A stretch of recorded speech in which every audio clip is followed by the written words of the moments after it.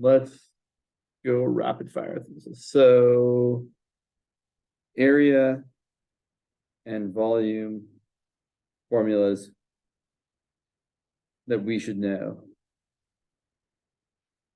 for doing related rates problems, or just in general. I would say these formulas that we're about to cover very, very briefly come up mostly when you're talking about related rates or when you're talking about optimization.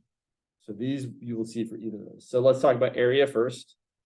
So area, I can think of a few things like a circle. Oh, that's a pretty good circle there. You get the general idea. So an area, a circle with radius r, the area is pi r squared. Also worth knowing the circumference. Circumference is 2 pi r. A rectangle. And again, some of these might seem super, super basic, but it's good to cover them all. So rectangle, right? We've got area equals x times y, perimeter equals 2x plus 2y. And then the nicer version, square, where both sides are the same length, area is x squared, perimeter is 4x. I guess I could write down the names of these things. Circle, rectangle, square. Probably the only other two-dimensional shape that we encounter frequently is a triangle. I would say, well, let's actually look at two different situations. So you can have like any old triangle where the height is h and the bottom is b, and the area is 1/2 base times height. Perimeter, you add up all the sides, right? So you can call them A, B, and C. It's not really like any special formula for the perimeter here. It's just perimeter is equal to A plus B plus C. Not something we typically really deal with, to be honest. The more common triangle situation that you're going to encounter when you're dealing with related rates or optimization problems is a right triangle. If we have a right triangle like this specifically, then we have that, again, area is 1/2 base times height, but then we also have the very important relationship that a squared plus b squared equals c squared. That's going to come frequently. And then the only other thing I would say comes up often for triangles specifically is similar triangles. Meaning sometimes you have a shape like this, where this length we'll call x and this length we'll call y. And then you can make up all sorts of common ratios, like y over x equals a over b, or really anything you like. One side is to one side, is another side is to the other side. Really what I'm thinking of when I look at that, honestly, is both these triangles have the same angles. And so in the smaller triangle, tangent of theta is y over x. And in the bigger triangle, tangent of the same angle theta is a over b. So they have to be equal to each other because the angle didn't change. So you can do all sorts of ratios at different sides of triangles and write some equivalent things. You could write y over a equals x over b. You could do all sorts of things as long as it's the same side to the same side. Same side to same side equals same side to same side. Or yeah. Oh yeah. Sorry, I meant to write a, but I wrote h. Yes, thank you. In this particular picture, yeah, that's an a. It's always one of the sides of the right triangle. That more time? The height is always one of the sides of the right triangle. I mean, yes, unless you draw it in a way where it wasn't. Meaning you could draw the triangle like this, so that like if this was a right triangle, right? Not that it has to be, but that could be the height right there, which isn't one of the sides. It just depends on your orientation. But you could reorient it so it was one of the more convenient sides to be your height. So yes. Okay, so those are pretty much all the two-dimensional shapes you need to be aware of. They're mostly straightforward. Three-dimensional shapes. So I should really say, for two-dimensional shapes, it's area and usually perimeter or circumference is something we also talk about.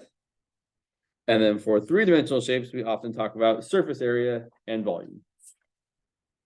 Three-dimensional shapes. We talk about usually volume and sometimes surface area. So some classics are a sphere, which I'm never great at saying.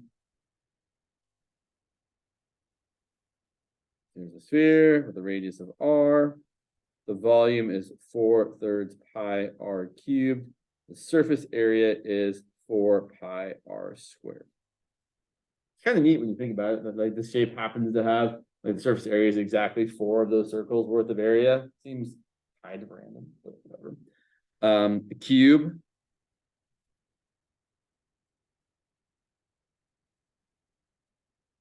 Side length x. Volume is x cubed. Surface area is 6x squared. A more general shape, a parallel piped, or a rectangular box if you prefer to be more descriptive, but parallel piped is like the official word. Rectangular box. Could be something like this. And we call this, length, width, height. Volume is length times width times height. And the surface area is kind of annoying. It's 2 times length times width plus length times height plus width times height. All the sides are rectangles, add them all together. You got 6 of them. Yeah. What else am I missing? Oh, the two most likely candidates to be pains in the asses are the following. You have your cone.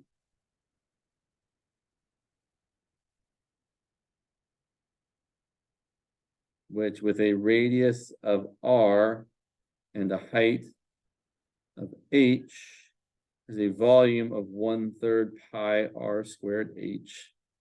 And typically surface area of a cone is not something you usually deal with, or if it is, they often will give you the formula for it. Pi r squared. Yeah. So here's what I would think about in general. And this is something I always come back to when I'm thinking about equations of surface area or equations of volume. An area equation should always have 2 dimensions multiplied together. So if you look back at all of our area things, pi r squared, r times r, x times y, x times x, base times height, base times height.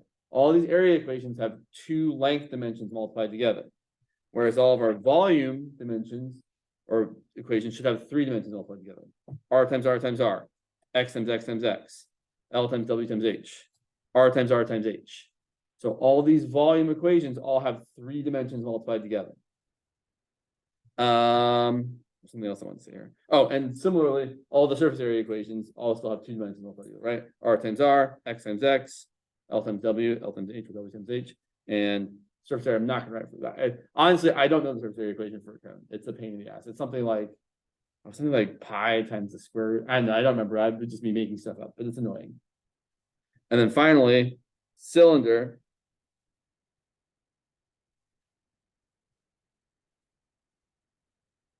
Ooh, come on, give me there. With a radius again of r and a height of h. The volume is just pi r squared h. And the surface area, I would encourage you to think of, you've got the area of the circle on top and on bottom. So that's pi r squared twice, right? 2 circles. And then the around part, I like to think of as a paper towel. You take the paper towel off the thing, right? If you cut this like on the side and unravel your paper towel, you've just got a rectangle. Right? My paper towel, like if you take a paper towel off the roll, it's a rectangle or a square, but it's like more rectangular. And the height of that rectangle is still the same as the height of the roll of paper towels. And the length of the rectangle is how far it took to go exactly all the way around the roll of paper towels, which is the circumference of the circle. So the area of this rectangle of the paper towel is just the height times the length, and the length is the circumference. I could actually draw a picture, but I don't know.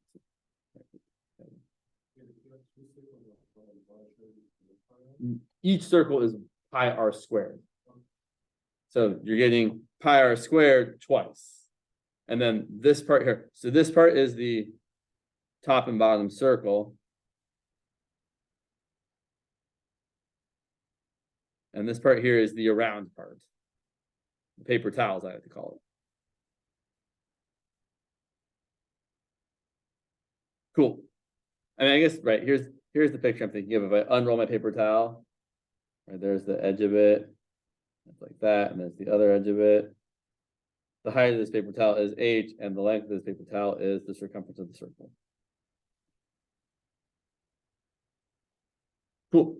So these are a fairly exhaustive list of the shapes you need to know the formulas for to be able to deal with almost any related rates or optimization problem. Optimization is a little bit later, typically. Related rates, we're kind of there at this point. So let's look at some examples.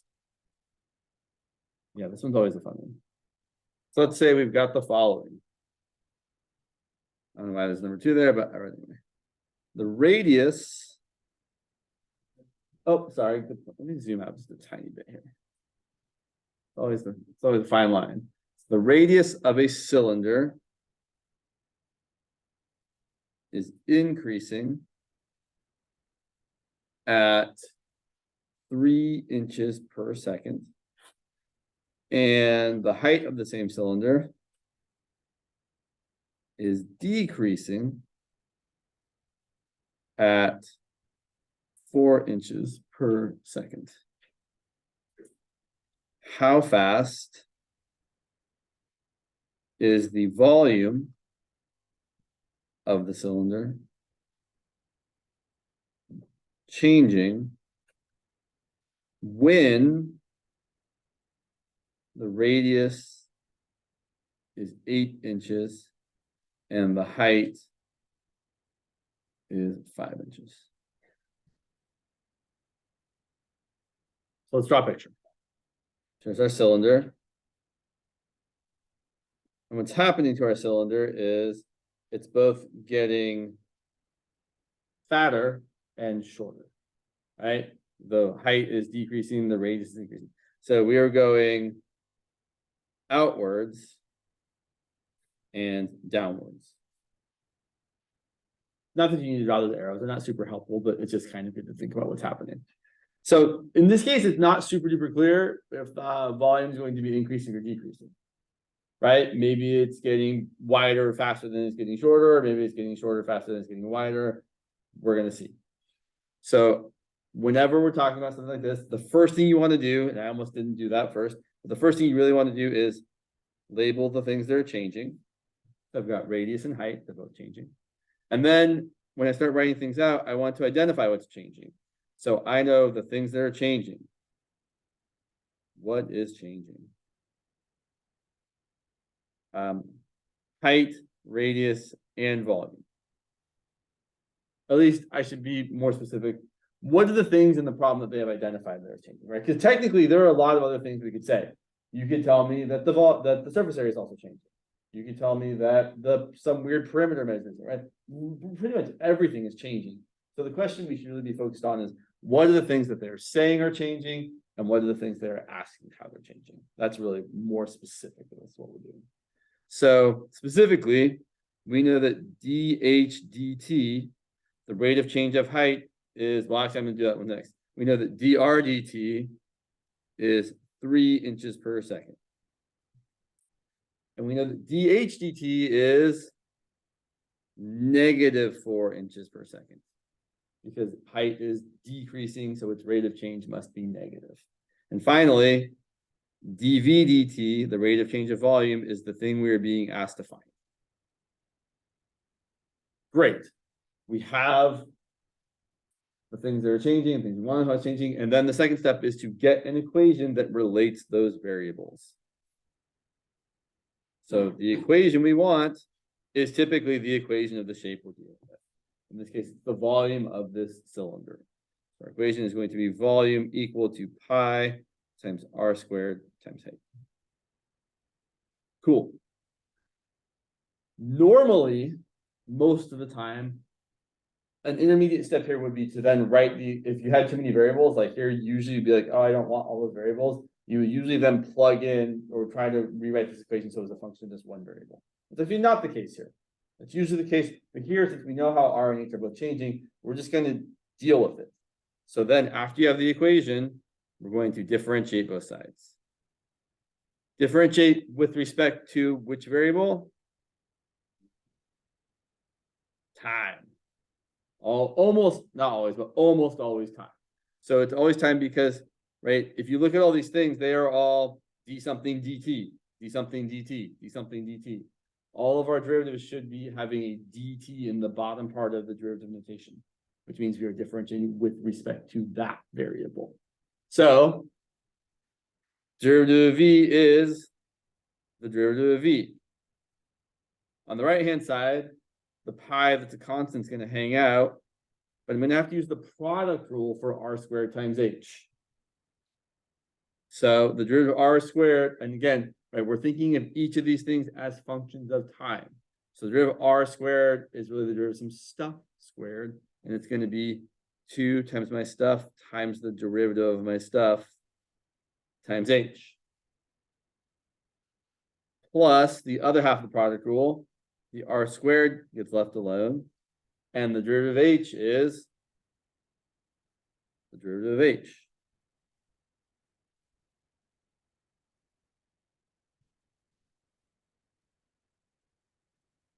After we have differentiated both sides. The last step is to plug in what you know, solve for what you don't. And typically, you should be able to plug in for all the things that we don't know. Sometimes it requires a little bit of extra effort. Maybe you have to find a thing we don't actually see yet, but most times you go, okay, we know all the things. So I know that the radius is 8 inches, the height is 5 inches, dHdt is -4 inches per second, drdt is +3 inches per second. I think I can plug in for all the things. So I'm going to get that dv dt is equal to pi times 2 times 8 inches times 3 inches per second times 5 inches plus r squared, which is 8 inches squared, times dH dt, which is -4 inches per second. Now, I didn't write any of the units because I know what the units are going to be already.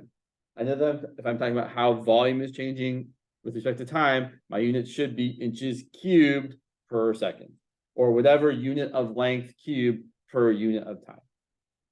You could also look at this, right? Because if you look at this here, I've got inches times inches times inches per second. Here I've got inches times inches times inches per second. Oh yeah, those are both going to be inches cubed per second. So your units should work out, but it's good to think about what's going on. I'm solving this or simplifying it. I get pi times, let's see, 2 times 5 is 10, 8 times 3 is 24, that's 240. And 8 squared is 64 times -4 is 256. So I end up getting -16 pi inches cubed per second. So as far as how to write the answer here, you can either say the volume is changing at -16 pi inches cubed per second, or you could write that the volume is decreasing at 16 pi inches cubed per second. So the language there is a little bit important, but if you're just writing a purely numeric answer, it should be negative. Okay. So specifically when we're taking derivative with respect to some variable, here t, when we're taking implicit differentiation, it's x. Typically. If we have the specific variable within the equation itself, we don't write dx over dx or dt. You could, and it would be equal to 1. I'm a little bit confused about why we don't write it. Because we don't have to. So let me address your question with an example. So let's say we're doing some implicit, like just regular implicit, not this implicit. All this is also implicit. Let's say we had something like y to the 4th plus x cubed equal to x times y squared. And I was going to take the derivative with respect to x, because we're assuming that y is a function of x, and that x is our independent variable that we are differentiating with respect to, which is the typical set of assumptions. So if I start differentiating, the derivative of some stuff to the 4th is going to be 4y cubed times dy dx. And the derivative of x cubed is 3x squared times dx dx. But that's just 1. Because literally, dx dx is the derivative of x with respect to x, which is 1.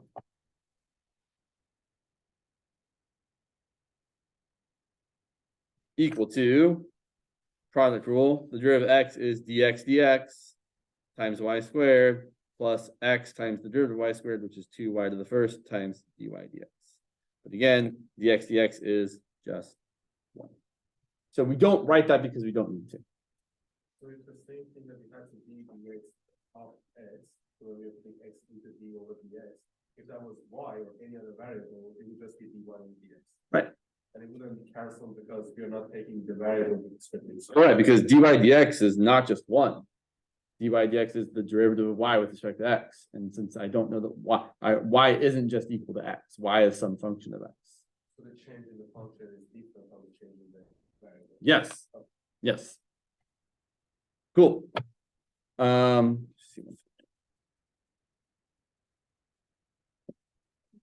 Thumbs, all thumbs. Cool. Yeah, all right. Let's look at some more examples. Always never enough. I always hate leaving these people. It's fine. I'll do it. Okay. So let's say we've got the following situation. Unless actually, I should check. Were there any questions about the previous example before we go on to the next one? I will just say the previous example is somewhat of an anomaly. Most of the time when we deal with related rates questions, typically you're writing one thing as a function of just one of the variable, not two other variables. Like in this next example. Let's say we have the following. I'm just gonna write these numbers because they're there. Water is being poured. Okay, good. You can see the things. Let's make sure we're zooming in. Poured into a conical tank. I don't know who has a conical tank, but apparently someone. Doesn't seem like a great shape for a tank. Conical tank whose radius is 3 feet and whose overall height is 12 feet. At a rate of 3 cubic feet per minute. How fast is the water level rising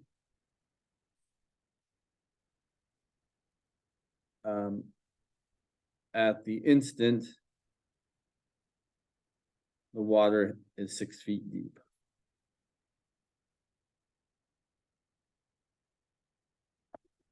Yeah.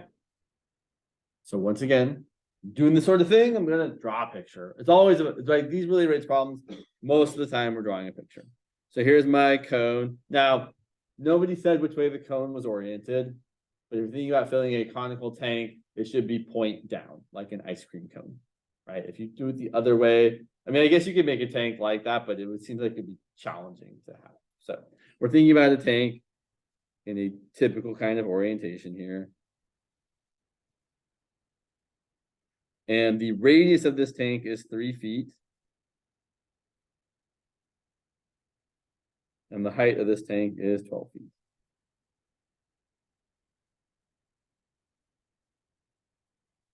And maybe I shouldn't actually give those letter names. I should really just say that's 12 feet.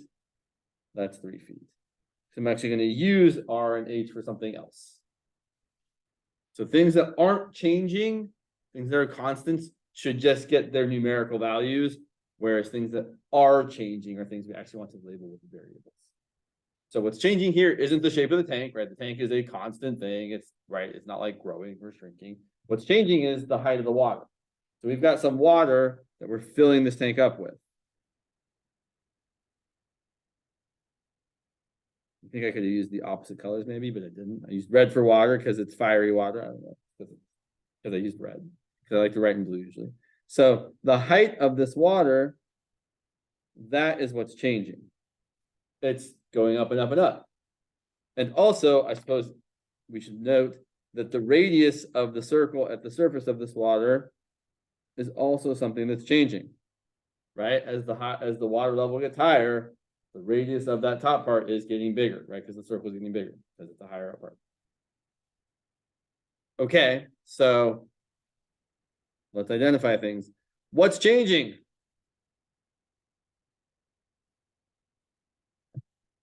Well, as far as the question's concerned, there's only really two things of note that are actually changing. We know how the volume is changing, and we want to know how the height is changing. So we know that dV dt is 3 cubic feet per minute. We are increasing the volume at 3 cubic feet per minute. And we want to know what dH dt is. Now you might say, well, James, there's a third thing that's changing too that is going to show up, which is the radius. And you're right, the radius is changing. We're going to deal with it. I'm not going to write it down here because I really don't want it. So now we're going to relate all these variables that are changing. With the only kind of equation that typically, I'm right, it's usually going to be like the volume of the thing, right? If you're talking about the volume of stuff changing, you've got some, right, it's the volume of the shape. And the volume of our cone is 1/3 pi r squared h. Now, this is a situation where we have a problem. I don't want to just take the derivative of this like I did for the cylinder in the previous problem, because I'm going to end up getting dH dt, or sorry, dr dt, and I don't know how r is changing. Right? It's not being told to me. It is something we can figure out though. But instead of doing that, what we're going to do is we're actually just going to rewrite this equation so we can eliminate the variable r. So here's what's true about a cone. The relationship between the radius and the height isn't changing, right? Whether you've got the big cone or the small cone, the ratio of the radius to the height of the cone is always the same. So if you actually are smarter about this than I was when you draw your picture, you draw the radius like that. If you drop this line straight through the center here, you can really think of having some similar triangles. What I've really got here is that, I'm just going to draw it over here. My big triangle has this side being 3, this side being 12, and my smaller triangle has this side being r, bless you, and this side being h. So what we can say is that the radius divided by the height in the smaller triangle is equal to the radius divided by the height in the bigger triangle. Or what you might just notice in this particular problem is that in the cone, the radius is 1/4 the height. The radius is 3, the height's 12, the radius is 1/4 the height. And that's true whether it's the big cone or any cone. So what we can say here is, oh yeah, the radius is exactly 1/4 times the height.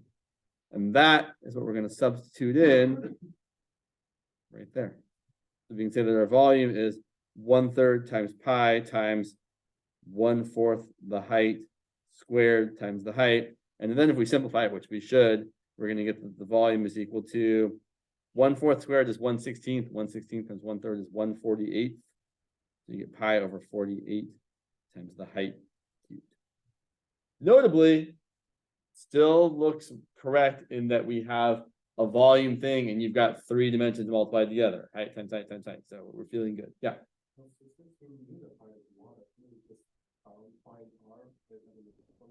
No, we cannot, because here's the thing.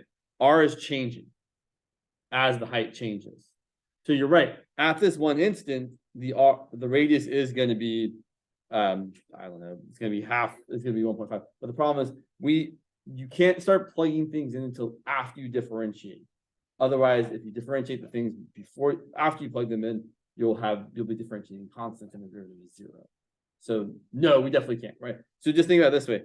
This is definitely going to have a different derivative than it would if you plugged in 6 here. Like if you plugged in 1.5 for the height, you would just be differentiating h, which is totally different than differentiating h cubed. Yeah. Good question. But now we have the volume in terms of just height, and now it is super not terrible to differentiate things. So now if we differentiate everything, the derivative of volume is the derivative of volume, dv dt.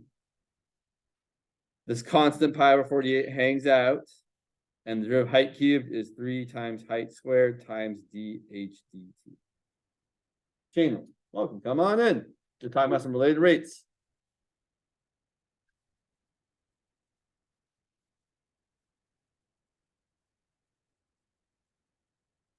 Lastly, we plug in and solve. Do I have enough room? Maybe.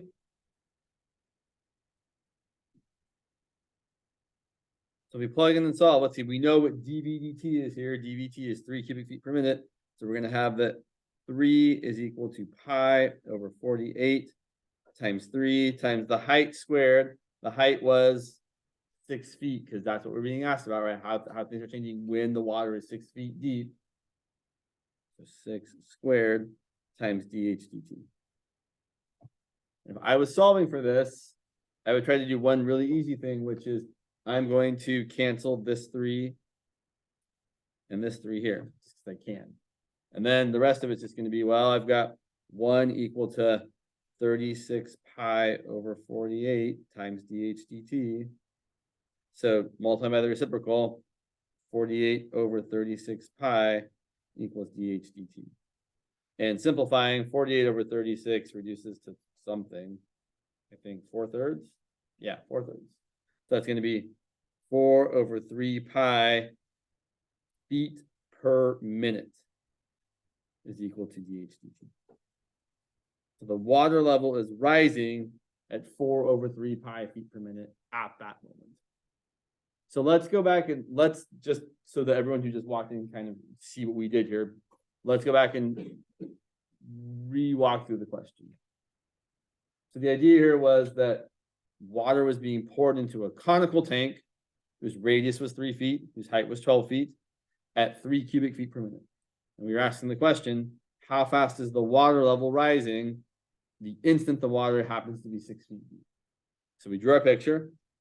We labeled the radius of the cone 3 feet, the height of the cone 12 feet, and then the things that were changing, which is the water level, right? All this water here, that water level is rising because we're pouring water into it. Goes in. And so when we asked, after we do this picture, we asked what's changing? Well, we know the volume's changing, we know the height's changing. We also know the radius of this top part's changing, but we're going to kind of ignore that because we don't want that to come up. So when you do this sort of thing, you only want to really focus on what they've told you is changing and what they've asked you is changing.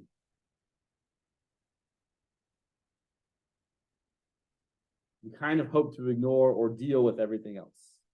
So when I looked at what is changing, I said, oh, the volume's changing at 3 cubic feet per minute, and the height's changing. That's what they're asking us to find, the rate at which the height is changing. Also, feel free to ask questions along the way here. After that, we found an equation relating volume and height, but there happened to be an extra variable in there, radius, because the volume of a cone is 1/3 pi r squared h. So then we had to deal with the radius by saying, well, in this cone, if we look at these triangles here, there's the big triangle, which is 3 and a 12, and there's the smaller triangle with an R and an H. We can say that the radius of the small triangle divided by the height of the small triangle is the same as the radius of the big triangle divided by the height of the big triangle. So you get this relationship that the radius is 1/4 the height. Now, what I'll tell you for these cone problems is that always kind of happens. So if you look at the cone, just like, oh, the radius is this fraction of the height, you can just write it down without having to do the similar triangle thing, but it's kind of the same the other way. And then after we did that, we plugged that in for the radius. So we got, instead of radius squared, 1/4 height squared times 1/3 pi times h, and then we multiplied it out and got pi over 48 times h cubed. And then we finally differentiated both sides and said, oh, the derivative of volume is the derivative of volume, and pi over 48 is the constant that hangs out. Derivative of h cubed is 3 times h squared times dh dt. And then after we differentiate both sides, then we plug in all the things we know and try to solve for what we don't. So after differentiating both sides, we plugged in that dv dt was equal to 3. We plugged in that h was equal to 6 because it was 6 feet deep. And then we solved for the only remaining thing left over, which is dh dt. Questions or thoughts about any of that?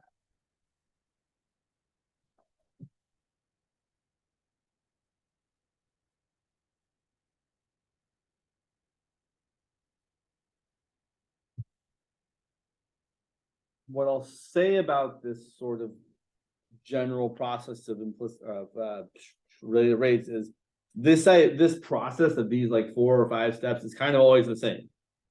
Maybe we draw a picture, label the things that are changing, identify what's changing, write an equation, take the derivative of both sides, plug in and solve.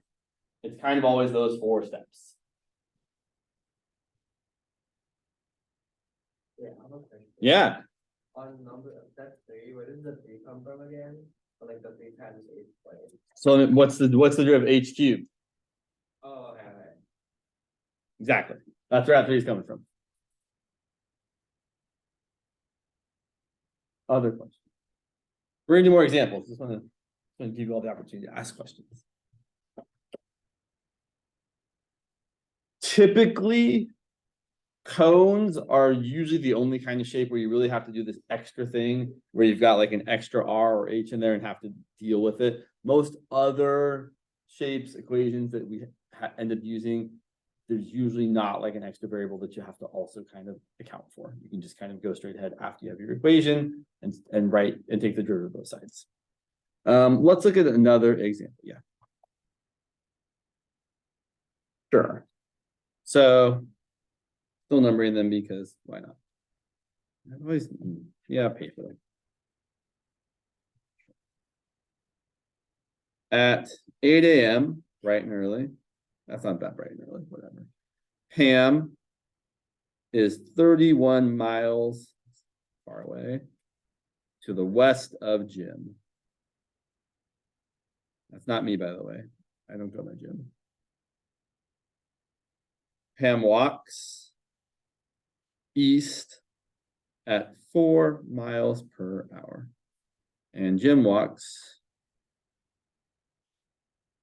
south at 5 miles per hour, which is a pretty swift pace for walking. Find the rate at which the distance between them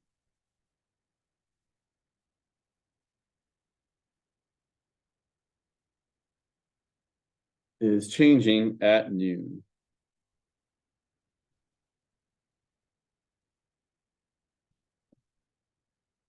Okay, so let's draw a picture for sure.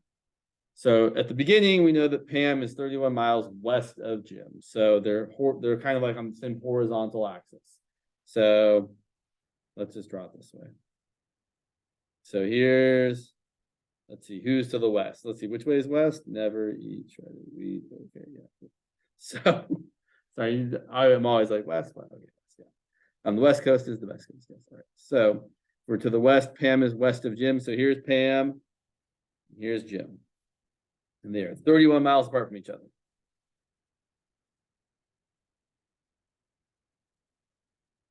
But then Pam starts walking to the east. So Pam's going to go this way. And Jim starts walking south. So Jim's going to go this way. So what I would do is I'd probably set this up in such a way so that I'm thinking about how things are changing. So I would say that this distance here is x. Even though you might want to call this distance here x, it's going to be more convenient when I actually draw this picture all the way out to call this x and to call this y. Yeah. So let me ask you, in my picture, if this distance between Pam and Jim at the beginning is x, or I should say if this distance from where Pam is to where Jim was is x increasing or decreasing? X is definitely decreasing. How about y? If y is the distance from where Jim was to where he is now, is y increasing or decreasing? It's increasing. So when I write this down, I should write this down as dx dt being how fast Pam is walking, but negative, so -4 miles per hour. And dy dt should be +5 miles per hour. The way you set up your coordinate system definitely matters. And the reason I've set it up this way specifically is because what I'm actually thinking about is if I'm thinking about where Pam has gotten to, I'll draw this picture. No, yeah, sure. Sorry, I don't like the way I've drawn this. It's fine. So I think about like, here's where Pam started, and here's where she is now, and here's where Jim started, here's where he is now. I'm trying to find the distance between them or how that's changing. So it really makes sense that I want this length and this length to be labeled. Otherwise, it's going to be harder to write my equations. You could have, and it would be fine, it'd just be less nice. You could have called this length x here and called this length 31 minus x. But that's going to be less convenient. So we're typically trying to make choices for labeling things that make it as easy to deal with as possible. So let's call this length. I'm very hesitant to call this length d. People use d for distance, but then you have to write d, d, dt, and it just looks stupid.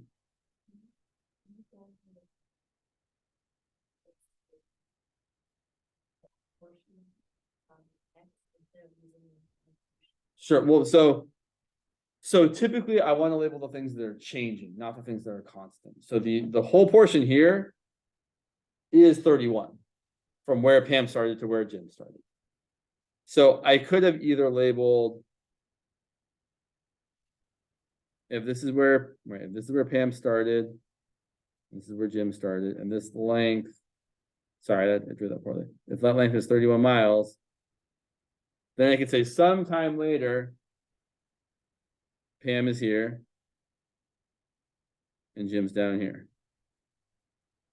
And so the deal is, I want to think about what's changing. So the whole length between them isn't changing.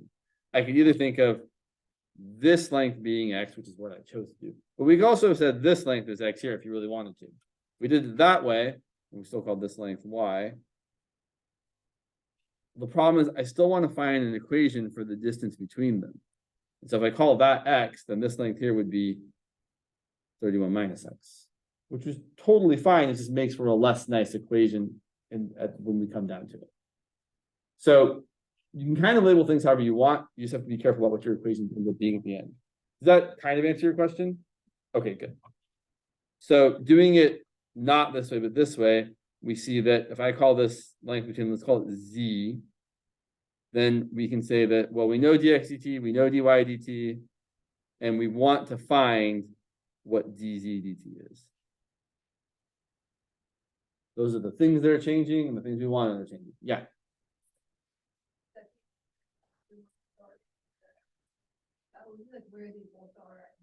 Yeah, or really, I mean, I'm not actually specifically saying that, but yeah, we're saying like sometime later. And we're going to look at noon, but yes, so just later, Pam has moved to the east, Jim has moved to the south. The thing I want to caution you against is you don't actually want to find those values until after you've set up the equations and differentiated both sides. You don't want to start plugging things in until after you've done the derivative of both sides. So the equation we've got relating x, y, and z, the things that we know are changing and things we don't, the things we want to know are changing is x squared plus y squared equals z squared. Or if you had done it this way, 31 minus x quantity squared plus y squared equals z squared, which, as you might observe, seems like a less excellent choice.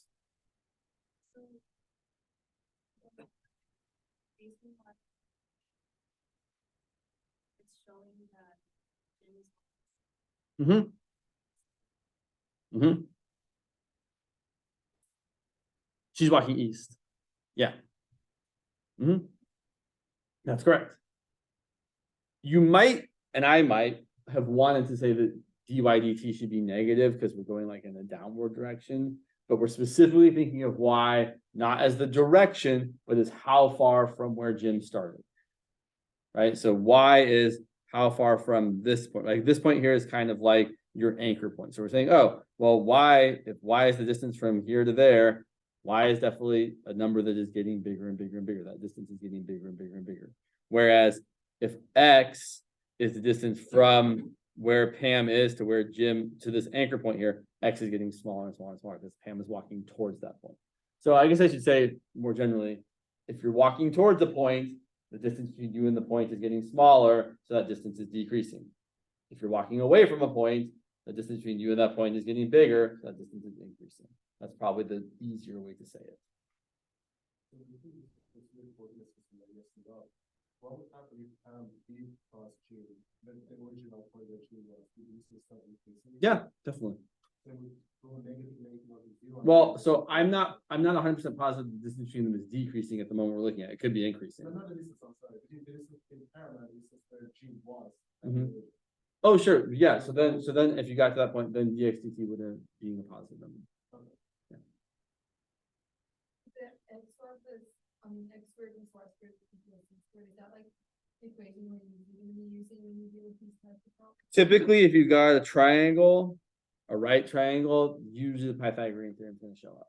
Now, unless you're dealing with the previous one where we have like using similar triangles. But often, if you see a triangle, you're either going to be using similar triangles or going to be using Pythagorean theorem. It's kind of one or the other. Yeah. Yeah, so Pam started right here. And Jim started right here. And here's where they are some undisclosed amount of time later.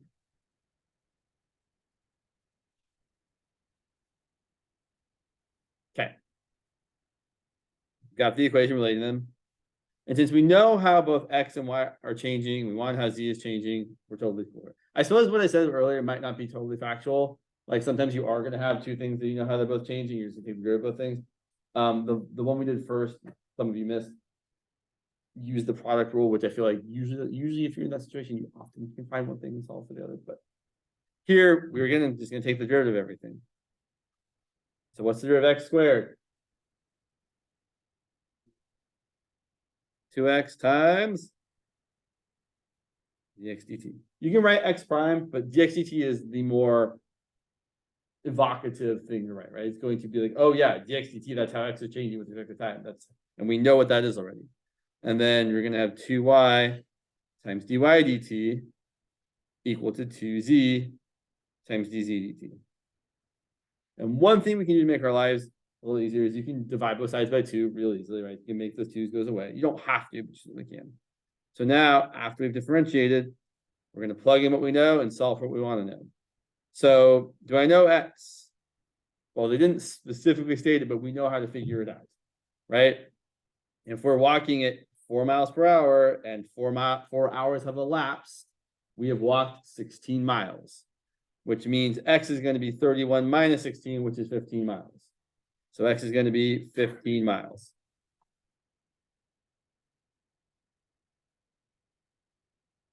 Dx dt is negative 4 miles per hour.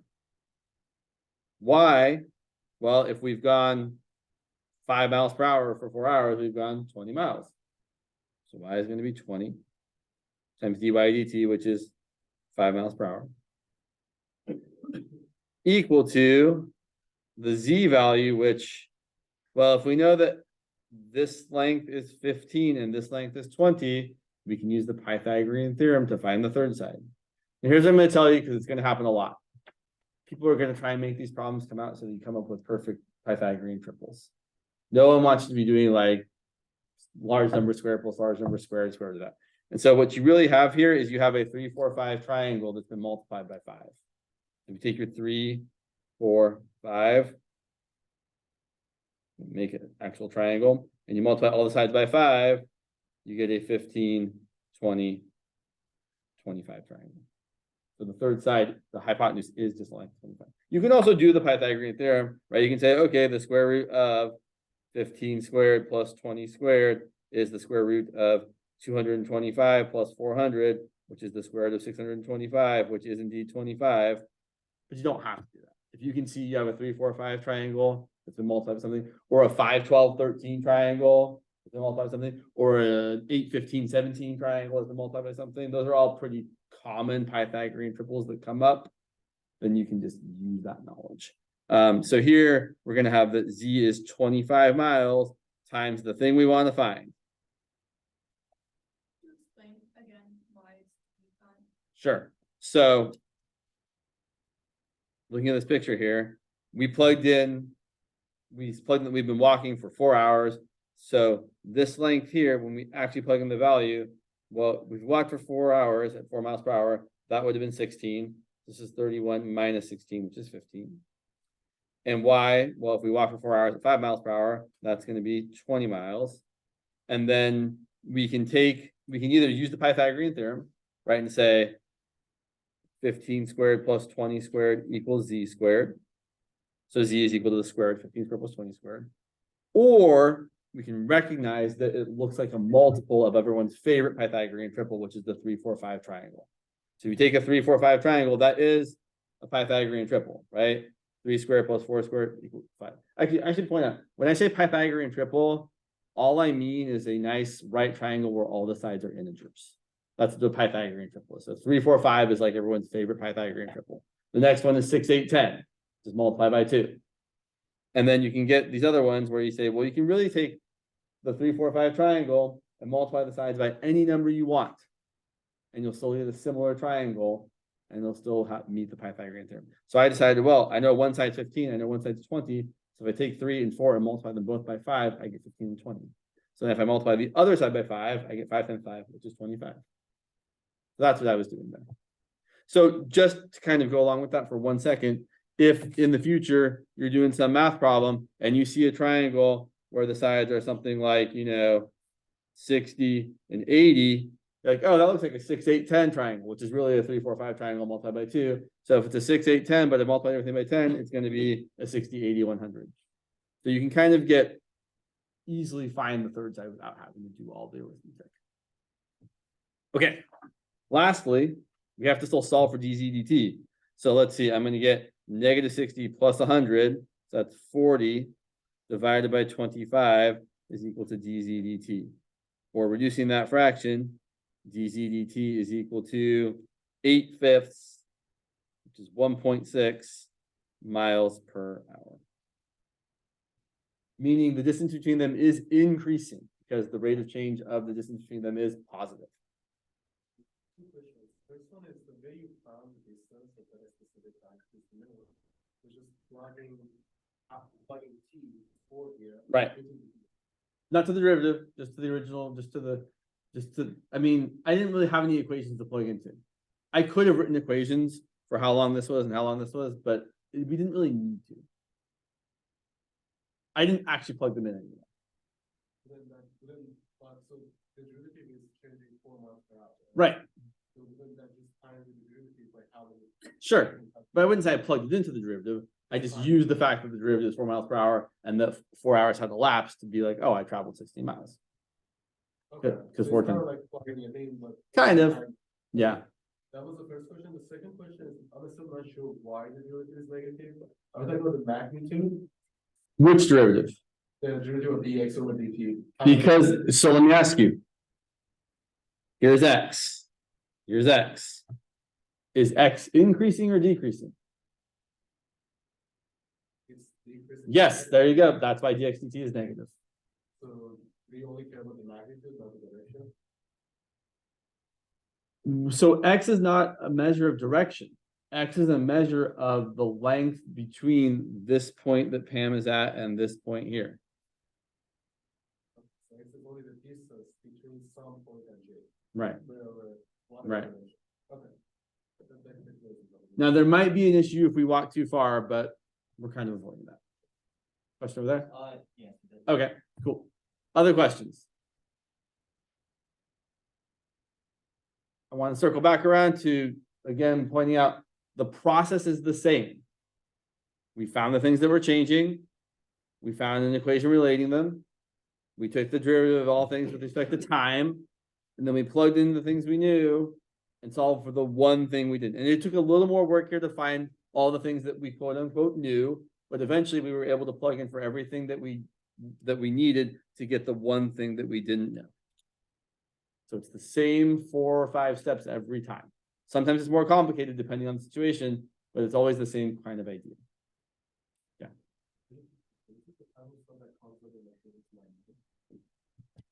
This particular thing? No, I don't think so. Not really.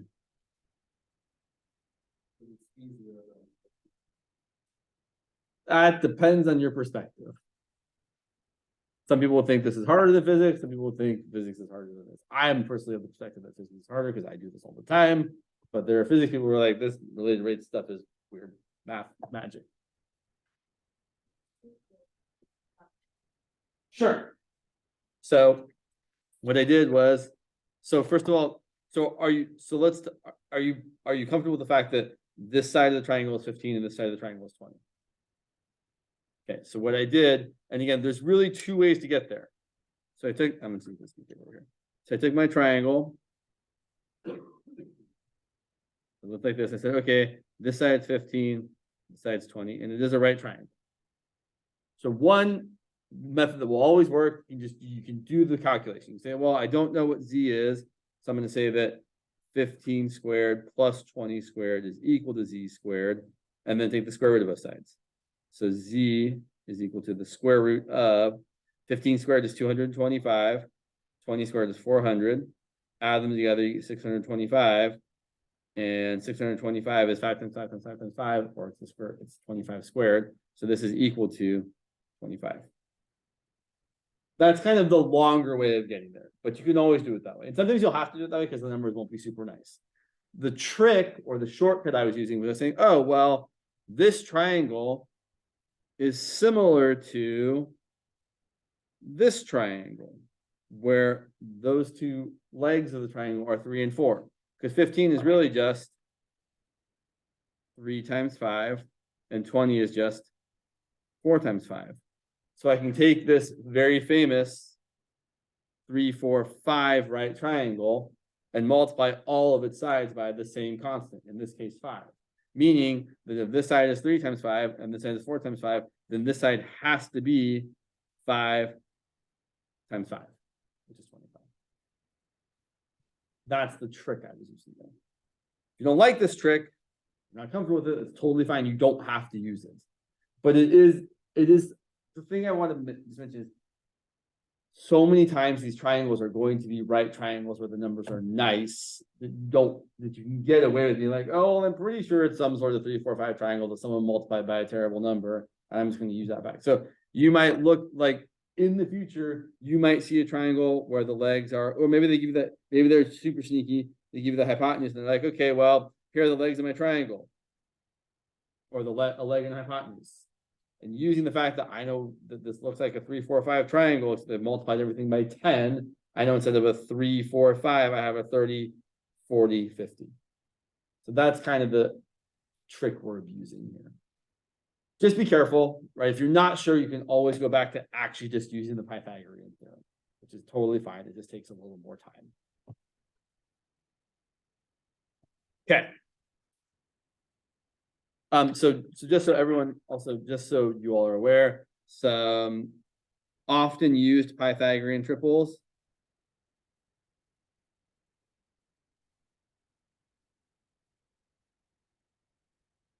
Of course, we have good old 3, 4, 5. In relation to put that 3, 4, 5 or any multiple of it. So some common multiples are like, instead of 3, 4, 5, you could have 6, 8, 10, or 9, 12, 15, or 12, 16, 20, or I'll go one more, 15, 20, 25. So they're the ones that come up pretty easily just by multiplying 3, 4, 5 by 2, 3, 4, or 5. And then, so ones that are distinct from that would be something like everyone's next favorite one, which is 5, 12, 13. And then multiples of that. So like 10, 24, 26, or 15, 36, 39. That one's less easy to see, but it's still there. So you can take any multiple of this and it's still going to work. So I'll just write 10, 24, 26, or yes, even 15, 36, 39. And then you can multiply any of those by anything else too. So you can multiply them all by 10 or 20 or 30, right? So you could be like, okay, I'm going to have something like, I don't know, 100, 240, 260. Pythagorean triple. And then the last one I will point out because I just like it, not dislike it, I just like it, is the 8, 15, 17 Pythagorean triple. It's just, I like it. Cool. So there's some common Pythagorean triples. Fun fact, there are an infinite number of distinct Pythagorean triples that are not multiples of each other. So there are ways, there's like some formula you can look up somewhere. It's like how to generate a new Pythagorean triple. And it's like, take two numbers, add them, divide by 2, subtract them, divide by 2, and do something else. And yeah, new Pythagorean triple. It's kind of fun. It's a fun math number theory problem. Yeah. So this side, do the last side and the cosine bar. How do you break that out? I mean, not really. No. Yeah. Yeah, I would say doubtful. Unless someone's trying to make it really extra hard. We're not usually trying to do it. So I don't have that. Okay, that's fine. Yeah, let's look at another. Yeah, we'll look at another example or two, and then we'll finally circle back around to the inverse trig derivatives, like I said we would. I'll make up some numbers to be fine. So the plane, a toy plane, is flying overhead at a constant altitude of 300 feet.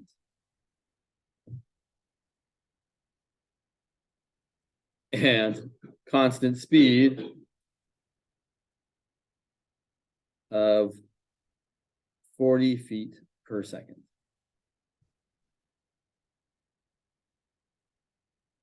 Exactly 10 seconds after flying overhead,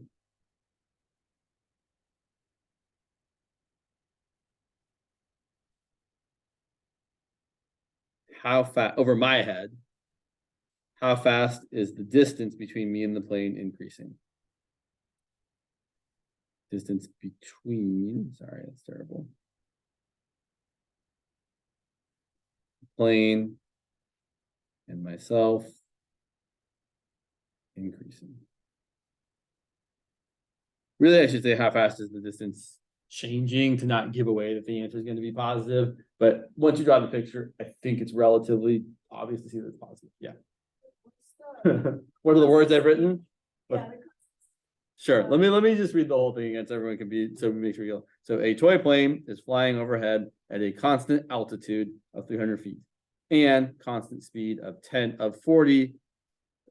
That's a 40? Yeah, right, exactly. What is that, James? That's a 40, believe it or not. 40 feet per second. Exactly 10 seconds after flying overhead. How fast is the distance between the plane and myself increasing? So let's draw a picture. So here's the plane. Now here's myself. Here's the ground. Here's me. And the plane is flying overhead at some constant altitude, going left to right, right to left. We don't really care which way we draw. I usually draw left to right. So here's the plane when it flies overhead. And here's the plane 10 seconds later.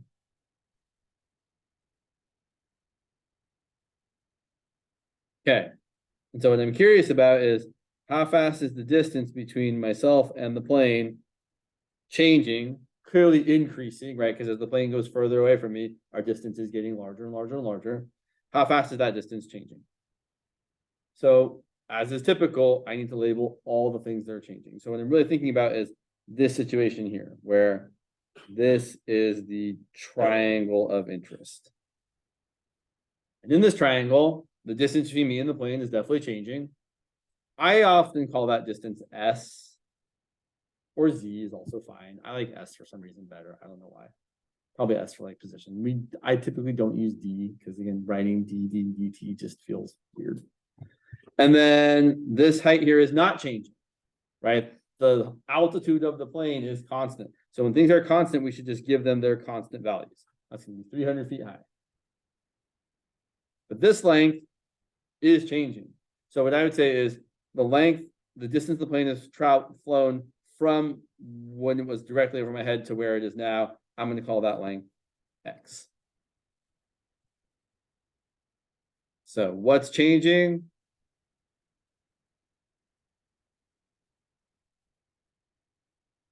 X is changing. We know that dx dt is just how fast the plane is going. It's 40 feet per second. And S is changing, and we don't know what ds dt is. That's what we're being asked to find. Cool. So then we find an equation relating the things that are changing. Pythagorean theorem strikes again. We have 300 squared plus x squared equals s squared. Seems pretty good. Differentiate both sides.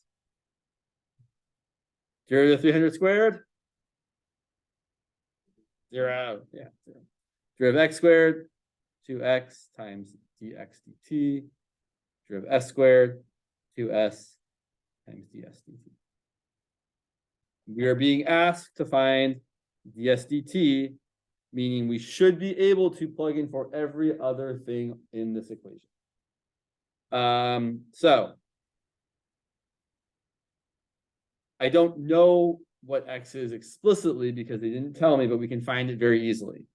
They say exactly 10 seconds after flying overhead, Well, 10 seconds after it was here, it's gone 40 feet per second for 10 seconds, so it's gone 400 feet. So x is going to be 400 feet. So at 10 seconds, x equals 400 feet.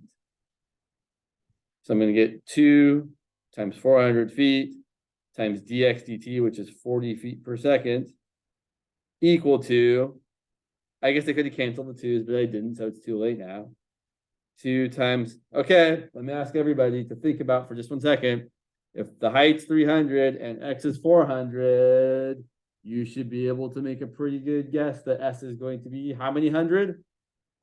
Right, 500. It's another 3, 4, 5 triangle. It's just a 300, 400, 500 triangle. Oh, people are saying upset. People are saying things in the chat.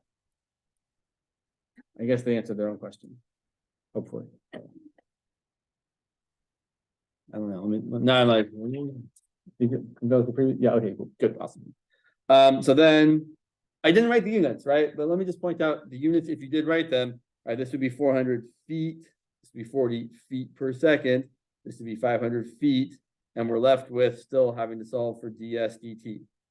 So when we divide both sides by 1,000 feet, the feet will cancel and you'll be left with feet per second, as you should be if you're trying to find ds dt. So you don't usually have to think about the units, but if you do think about the units, they should work out so that the thing you're getting is in the right units. So dividing by 1,000, we get ds dt equal to, I should just cancel some zeros here. 2 times 400 times 40 divided by 1,000. And then we can be bam, bam, bam, bam, bam, bam. Right, that works. So we end up getting 2 times 4, which is 32. So it's going to be 32 feet per second.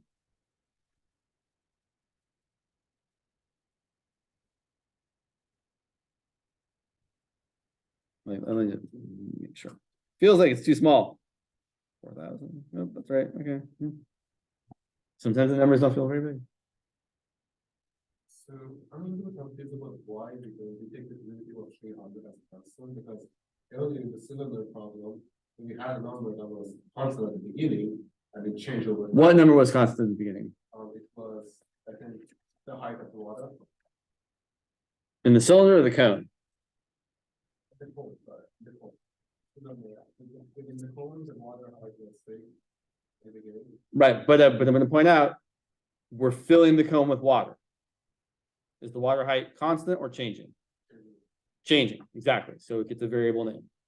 So in this example, the height is remaining the same, but it's going to be so you to explain the height that is also the same all the time. This height, the height that so in this triangle, this height is not getting bigger, right? The plane isn't going up or down.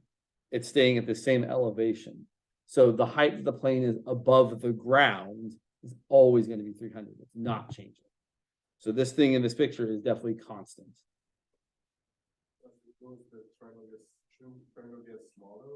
So the plane's going this way. So like if we go a little bit further, now here's my triangle. But still, the height of the plane was above me hasn't changed. Bonus question. How is the angle of elevation from myself to the plane changing?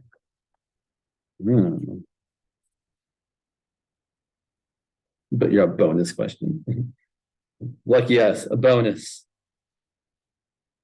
How is the angle of elevation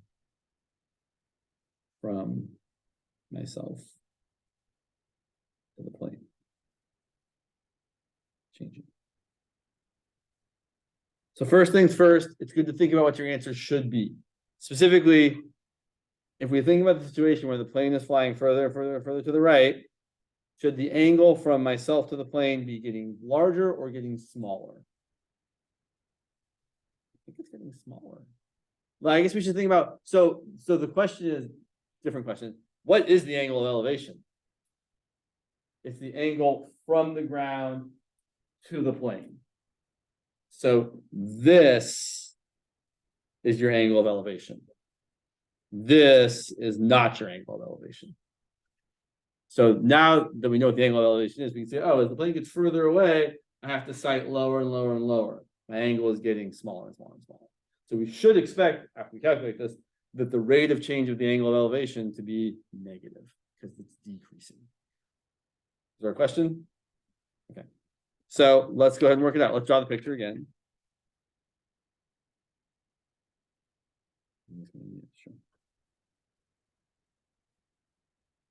And now we are interested in how that angle is changing.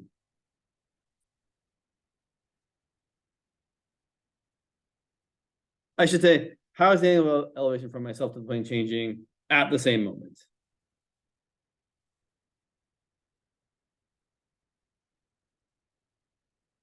Ten seconds after flying overhead.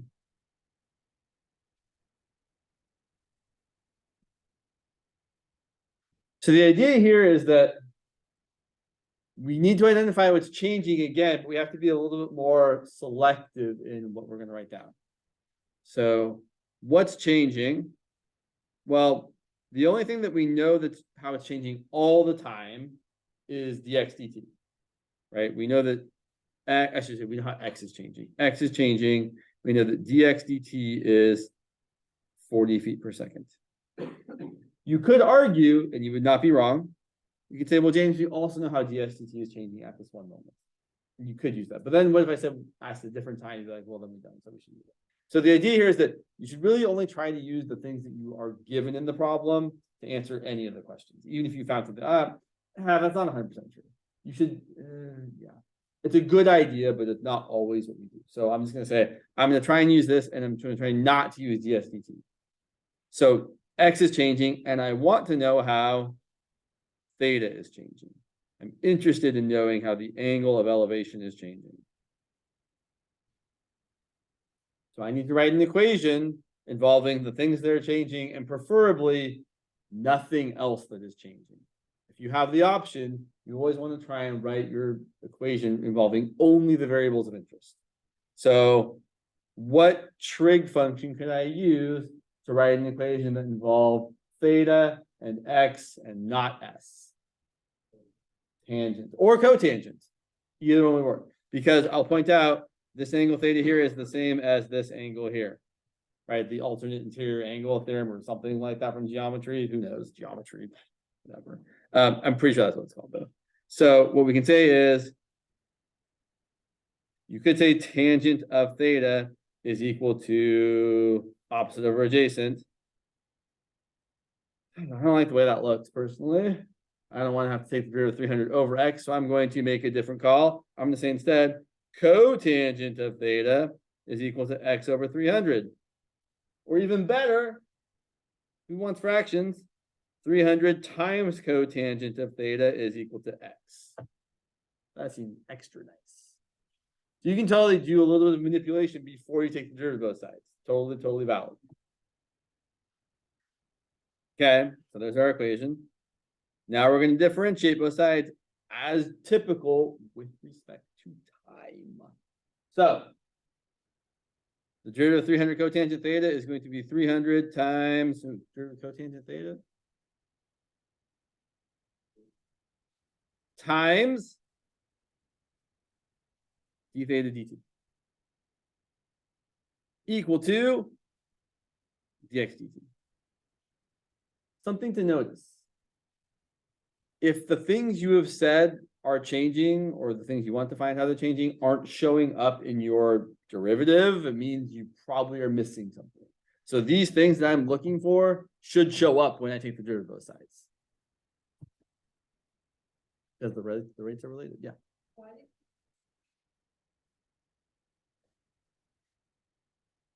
Like instead of sine? Yeah. Here's why. If I use sine, yeah, let's do, sine is not my favorite. Let's do cosine. If I say cosine of theta is equal to adjacent over hypotenuse, then I've got s in there as well, and s is changing. And so if I were to deal with this and I took the derivative, it would be really gnarly. If I take the derivative of both sides, I would get negative sine of theta d theta dt equal to quotient rule. Bottom times the derivative of the top minus the top times the derivative of the bottom, all over the bottom squared. It's not that we couldn't do this. We totally could do this at this one moment in time, since we happen to already have found what ds dt is.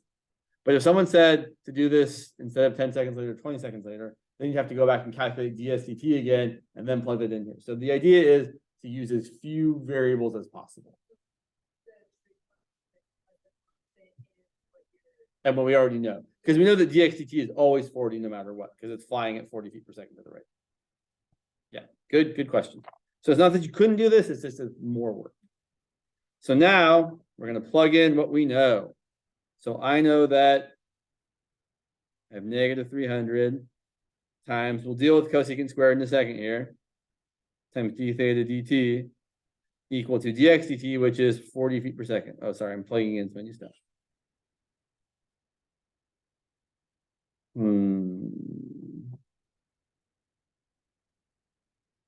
Yeah. So cosecant of theta. So this is where we're going to be like, well, we know that this is 300, this would be 400, this would be 500. Cosecant is the reciprocal of sine. So I know that sine of theta at this moment is opposite over hypotenuse, which is 300 over 500, which is 3 over 5. So cosecant of theta should be 5/3. So cosecant squared is going to be 5/3 squared. It's not too bad. And then finally solving for d theta dt. So let's see, I've got negative 300 times 25 over 3 times 3. And let's cancel one of those 3's. Times d theta dt equal to 40. So I really have d theta dt equal to 40 times 3 divided by 100 times 25. Negative. And I guess if we simplify this a little bit, it's going to equal negative 12 over 250. Or I guess if you really like, negative 6 over 125. Seems not necessary, but whatever. What about units?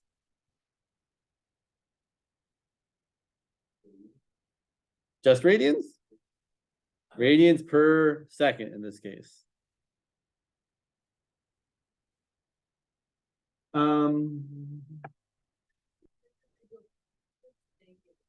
Oh, because I brought this negative sign out in front here.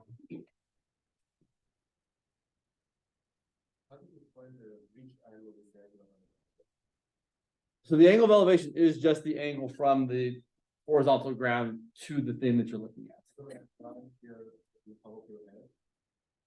So, I mean, yeah, sure. You could say that, right? Here's my line of sight. So it's from the x-axis where the starting point is to the ending point. Mm-hmm. Is there a name for the complement angle? I think it's the angle of declination. Actually, you know what? I don't think that's true. So I think the angle of declination is actually the same. Because if you look from here back to the ground, the angle of declination is how much you're going down from the horizontal axis again. So I don't actually know. I don't know if there's a good name for this complement angle or not. Yeah. Now I'm going to go find out later. But I don't know right now. Okay. Other questions about this? Could you just stay there for a little bit? Yeah, of course. Thank you. I will point out, if you're curious about why the units work the way they do, it's because tangent theta here is really equal to 300 feet over x feet, or x feet is equal to 300 feet times cotangent theta. Cotangent theta is just a number. It's a ratio, right? It doesn't have any units associated with it. So when you differentiate this thing, you've got 300 feet here, you've got dx dt feet per second here, and d theta dt is radians per second. The radians are again a dimensionless unit. When you talk about a radian, right? How do you find what a radian? How do you, like, when someone says what a radian is? It's a good question. What is a radian? They're talking about a ratio. So when you talk about a radian, so like when you say so if you said the angle around the whole circle, what's the angle around the whole circle?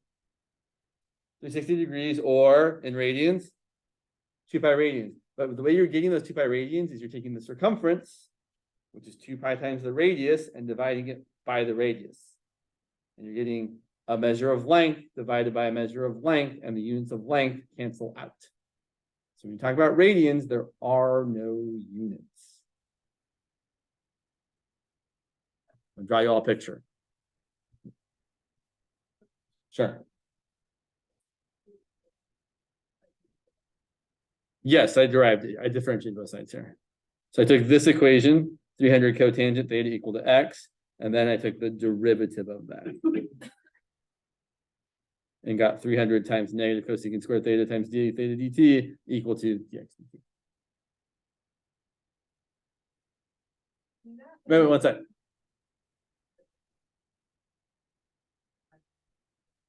So we have a rule for constant multiples. You're totally right. The derivative of 300 on its own would be 0. But the derivative of 300 times a function, the 300 hangs out and you multiply by the derivative function. We could use the product rule if you wanted to and say, okay, product rule, derivative of 300 is 0 times cotangent plus 300 times the derivative of cotangent. Yeah. Yeah.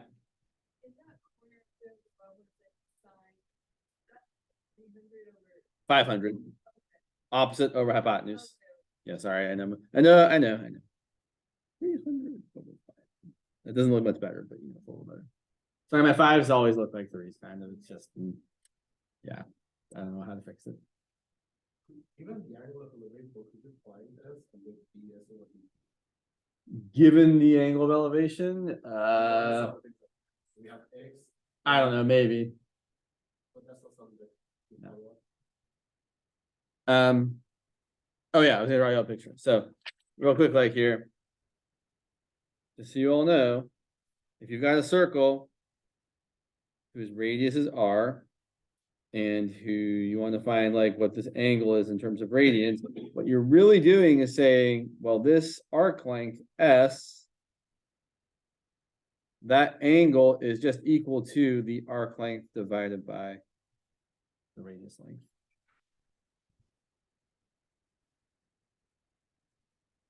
But look, you're taking a length divided by another length. And so the units cancel. And so radians don't have any dimension. So that's why it's kind of funky when you find the dimension here. You're like, oh, I've got feet times blank per second equal to feet per second. So radians per second is what we end up with. So basically, if your units cancel out, you're left with radians per second or radians per unit of time. It's kind of weird. Can you use the word dimension a lot? Uh-huh. Uh-huh. Can you define that? What do you mean exactly what you mean? That's a loaded question there. I'm gonna avoid that one. I'm gonna say no. It can be a lot of different things. That's why I don't really want to be super specific, because it comes in so many different flavors and varieties. Yeah.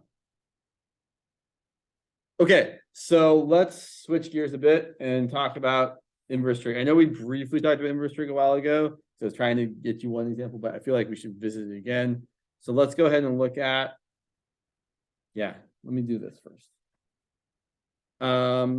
Yeah, sorry, I know it's it feels kind of all over the place with inverse trig. Let's do it the long way. So inverse trig.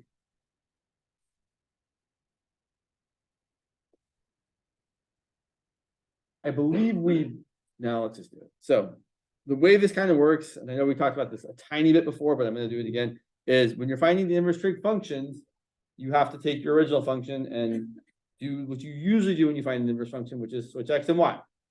Right? We talked about that quite a bit last time. Actually, we were talking about the inverse derivative theorem, which is kind of a pain in the ass, but it's fine.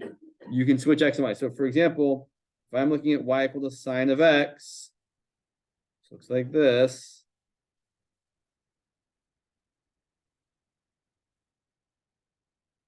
Right? That's I could probably graph a little bit more, but that's fine. This function is not invertible as is. It doesn't pass the horizontal line test. It's not one-to-one. So the way you make a function invertible is if you really, really need to, is you limit it. So I'm going to limit the domain here. So this part here, y equal to sine of x where x has to live between negative pi over 2 and pi over 2. This point here is pi over 2 comma 1. This point here is negative pi over 2 comma negative 1. That is the portion of sine that we're actually going to invert. So when we rewrite this, the inverse relationship is x equal to sine of y, literally just switching x and y as you do when you find inverse functions. And that looks like this. It looks like the sine function on the y-axis, which I'm always not excellent at drawing, but let's give it a try anyway.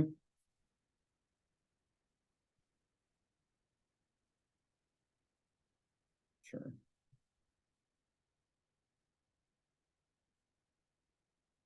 You might notice this is clearly not a function. So instead of the point pi over 2 comma 1, I'm at point 1 comma pi over 2. I've got 0 comma pi. I've got negative 1 comma negative pi over 2. I've got 0 comma negative pi. And very, very clearly not a function. Which is sad, because we'd like it to be a function. Kind of the whole point. So what we do is we do what we already did. We take the portion that we reduced it to and say, okay, well, I'm only going to invert that, meaning I'm only going to get this section here, which is a function. So our actual inverse sine function, or if you prefer, arc sine function, which is just another name for the same function, is just that portion.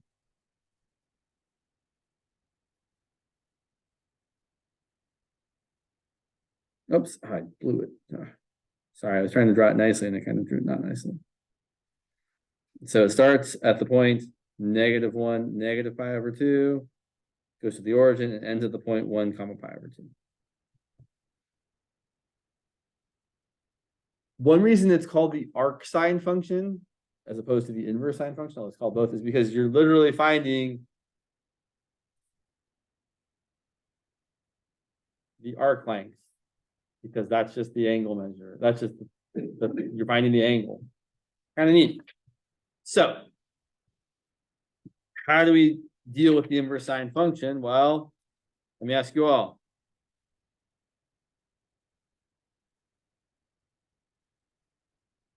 What's the inverse sine of 1/2 even mean? Here's how I want you to hear this in your head.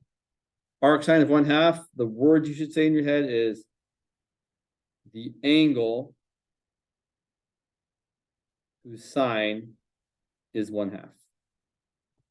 That's what you should say when you see an arc sine or an inverse sine, is you're always looking for the angle. The angle who happens to be the angle that if you took sine of that angle, it would equal to 1/2. And that angle is 5 or 6. Definitely not. I'm kidding. It definitely is, but I want to point out that we want this to be a function. To be a function, your input can only correspond to exactly one output. So our outputs are limited to being as low as negative pi over 2 and as high as positive pi over 2. So 5 pi over 6, although I agree, sine of 5 pi over 6 is totally equal to positive 1/2, it is outside the range of this function. So it is not an answer. It's exactly like logarithms, 100%. It's exactly how specifically logarithms are the best example to compare this to, because what you've done is you've said, I have this thing that's a function, I want to invert it, and so I'm going to make up this inverse function that does the inverse thing of the thing I had. That's exactly how we arrived at logarithms as well, right? We started with exponential functions, we said we want to invert them, so we're just going to make up a new function that does the inverse thing. So just like here, in fact, I'm going to write these words. So just like the arc sine of 1/2 is the angle whose sine is equal to 1/2, the log base 2 of 8 is saying we want the power or the exponent that gets us from 2 to 8.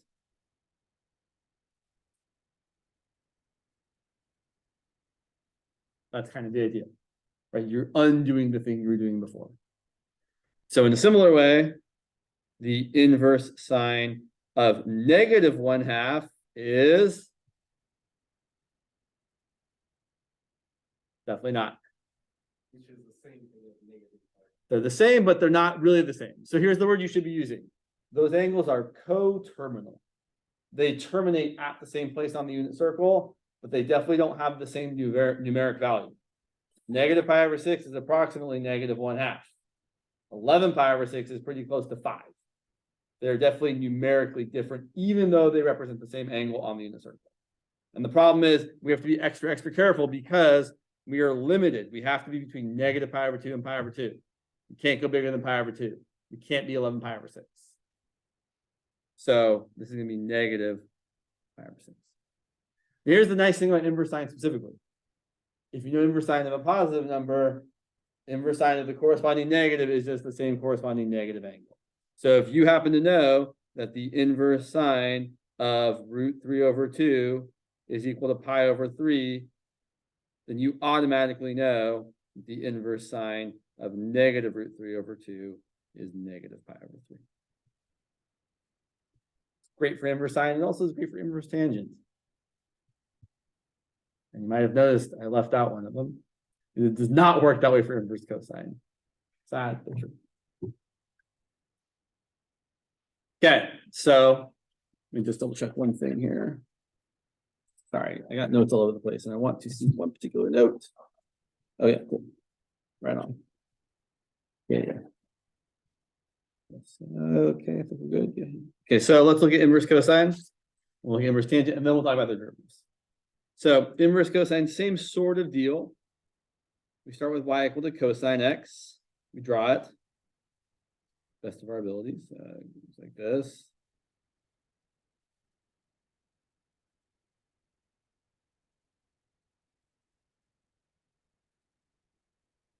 Okay, so cosine.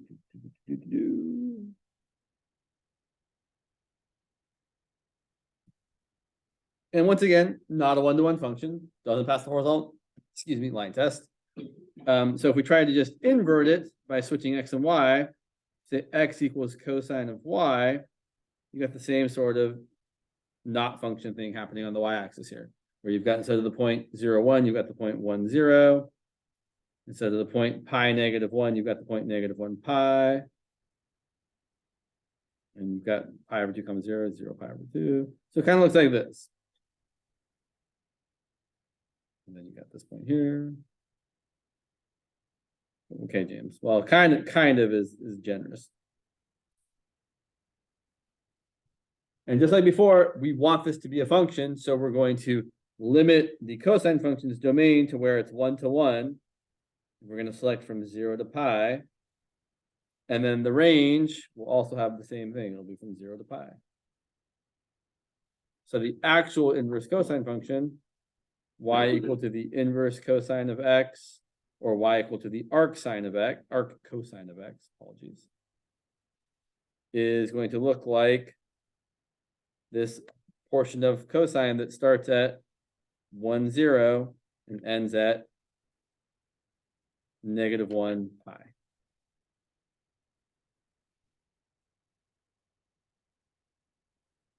It looks like that. Now I'll point out, if they've been drawn decently well, you can observe that inverse sine and inverse cosine pretty much look the same as each other. Inverse sine, if you just flipped it over and shifted it up, it would look the same as inverse cosine. That's not like a coincidence. It's very much on purpose, right? They look the same because the original functions look pretty much the same.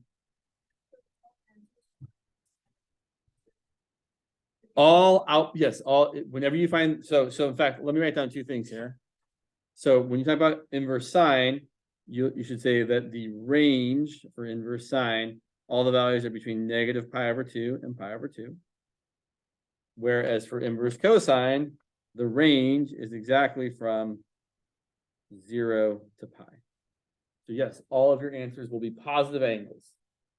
So what the range of cosine and cosine of the functions? We have a specific equation when you solve for anything. So you solve for the single time to one. And at the end of the equation, like it says sine of x equals 1.5. Sine of x equals what? 1.5. That's not possible. Why not? Well, what's the biggest sine can ever be? Oh, 1 over 2. Oh, I thought you said 1.5, I'm sorry. One over two. So in that case, when we're getting the arc sine, we usually are expected to include numbers that are outside the normal range of arc sine. Sure. So again, I'm gonna go back to, that's the difference between solving an equation. Like if I'm solving x squared equal to 9, my solutions are x equal to plus or minus 3 versus evaluating a function. If I take the square root of 9, that is just equal to positive 3. That's the same, that's the difference between solving sine of x equal to 1/2, which has an infinite number of solutions. X equals pi over 6, 5 pi over 6, etc., etc., etc., versus evaluating a function. Inverse sine of 1/2 can only have one output because it's a function, and it's going to be pi over 6. So for that specific first question, we could just write x equals arc sine of 1/2. That would be errorless. It really is just that you have to read the question carefully and see what they're asking for. It's not a one size fits all kind of situation. Sometimes they're only looking for the one thing. Sometimes they're looking for many things. It really, really depends on how things are being phrased. So yeah, it's not a nice answer, but it's the true answer. Oh, what's 11:50 already? 11:45, not really 11:50. So just like before, if you're trying to evaluate inverse cosine, right? Like inverse cosine of 1/2 would be pi over 3, because again, we're trying to find the angle whose cosine is equal to pi over 3. Sorry, is equal to 1/2. Apologies, I said the wrong thing. And the angle is pi over 3. And if you're trying to find inverse cosine of negative 1/2, it's not negative pi over 3. It's this angle with the same reference angle, but in quadrant 2, which is 2 pi over 3. And similarly, inverse cosine of, say, root 3 over 2 would be pi over 6, and inverse cosine of negative root 3 over 2 would be 5 pi over 6. Looking for the angle whose cosine is equal to root 3 over 2. Oh, cosine of pi over 6 is root 3 over 2. Looking for the angle whose cosine is equal to negative root 3 over 2. Oh, cosine of 5 pi over 6 is equal to negative root 3 over 2. Because the range has to be from 0 to 5. Can't have any other answers. So we could say the same sort of stuff for tangent, but I would like to give you an example of finding these derivatives, because I know that's kind of what we're really going for here. So I guess we'll have to continue with this next week on Tuesday, but let me give you an example of, say, let's find the derivative of the inverse sine and the inverse cosine. And typically, so you could do a crazy thing here. I'm not going to, but I'll point out, you could use the inverse derivative theorem. You could do something like 1 over the derivative of sine, but then you have to evaluate it at the inverse output thing like we did last class, which is weird when it's a variable and not just a number. We're not going to do that, but you could. Instead, we're going to do the following. We're going to say, we want to find the derivative of y equal to inverse sine of x. Which means we're looking at sine of y equal to x. Oh, by the way, let's draw that triangle. Sine of y equal to x. Y is our angle. Sine is the opposite over the hypotenuse. And using the Pythagorean theorem, that third side has got to be the square root of 1 minus x squared.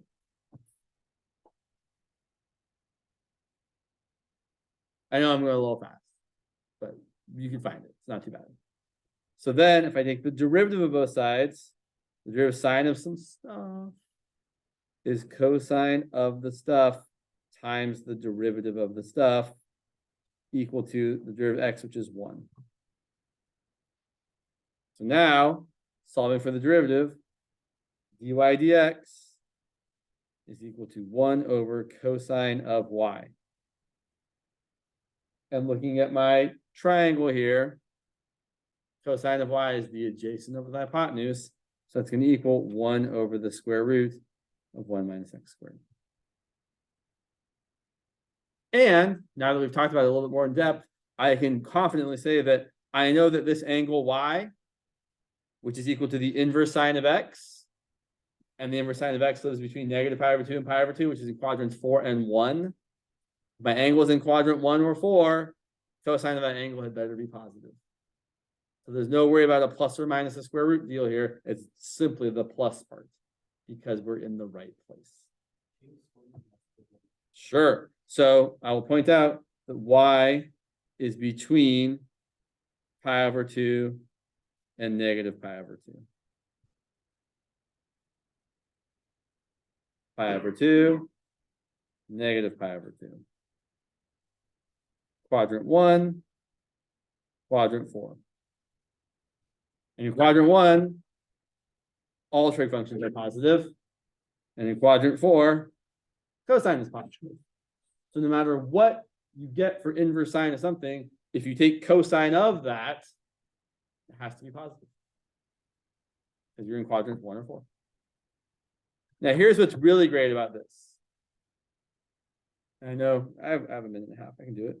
So the derivative of the inverse sine of x is 1 over the square root of 1 minus x squared. The really great thing about this is the co-function. So for inverse cosine, the derivative is virtually the same. So what we're going to see here is that, well, let's actually just do it. So let's say I want to find the derivative of inverse cosine of x. So I'm going to do the same thing. I'm going to say y equals inverse cosine of x. Switch it up. Cosine of y equals x. Right, that's what it means. Again, I just want to point out, that's really what it means. Right? Inverse cosine of x is the angle. If I take cosine of the angle, I get x. Oh, that's exactly what that says there. So then, draw the triangle. My angle is y. Cosine is adjacent over hypotenuse. The third side is also going to be the square root of 1 minus x squared. Same reasoning. And then take the derivative of both sides. Derivative cosine of y is negative sine of my stuff times the derivative of my stuff. Derivative of x is 1. Solve for dy dx. Dy dx equals negative 1 over sine of y. But sine of y is opposite of hypotenuse, which is just the square root of 1 minus x squared. That's equal to negative 1 over the square root of 1 minus x squared. Virtually the same as the derivative of the inverse sine. The only difference is it's negative. And this is actually something that's super duper cool. That's true for all of the inverse trig functions. If you know that the derivative of inverse sine is something, the derivative of inverse cosine is the negative of that. The same is true for inverse tangent and inverse cotangent. They're just negatives of each other. The same is true for inverse secant and inverse cosecant. They're just negative. Their derivatives are just negative of each other. So what you'll see, and this is why this pattern is nice from before, just like for regular trig functions, where the derivative of cosine, cotangent, and cosecant are all negative, right? The derivative of inverse cosine, derivative of inverse cosecant, and derivative of inverse cotangent are also all negative, and they're just the negative of their corresponding inverse trig functions. So like later on, we will learn, or we'll see like next class, the derivative of the inverse tangent of x. I know we talked about some briefly before, is 1 over x squared plus 1. And then we will also see that the derivative of inverse cotangent of x is just the negative of that, which is super cool. And the same thing is true for inverse secant and inverse cosecant, which require a slightly more discussion because there's a weird like thing about them. Why does the right triangle look different for this one than it did for? So what I'm really doing here is I'm just using the trig. So I'm right up here. I'm saying sine of y is equal to x, which is x over 1. And sine is which side over which side? So opposite over hypotenuse. Whereas for cosine of y equals x, which is x over 1. But cosine is adjacent over hypotenuse. The thing is that with all these triangle things, basically for co-functions, the side you're leaving out ends up being the same either way. So like for tangent, for example, just to point out, like if you were doing tangent of y equal to x or x over 1, you end up getting this triangle. Opposite over adjacent. Whereas if you're doing cotangent of y equal to x, which is x over 1, you get this triangle, adjacent over opposite. But either way, when you use the Pythagorean theorem to find the third side ends up being the same. So in this one, you would get square root of 1 plus x squared. This one, you would get square root of 1 plus x squared. It's kind of cool. That's why they work out to just be negative of each other in the end, because the missing side is kind of always the same. Why that's the square root of one. Yeah, so I will admit, I was being lazy and trying to go fast. So what's happening here is this third side here, we're pretending like we don't know it. So let's call it z for a second. So all I'm doing is using the Pythagorean theorem and saying x squared plus z squared equals 1 squared, and then solving for z. So then z squared equals 1, which is 1 squared, minus x squared, and then z equals the square root of 1 minus x squared. Last fun fact, just like in the previous one, just like over here, how cosine of y was always positive because our angle is in quadrant 1 or quadrant 4. Down here, since you're doing inverse cosine, whose outputs are always in quadrant 1 or quadrant 2, then sine of an angle in quadrant 1 or quadrant 2 is always positive. You're all free to go, by the way. It's past 11:50. You're free to go if you need to go.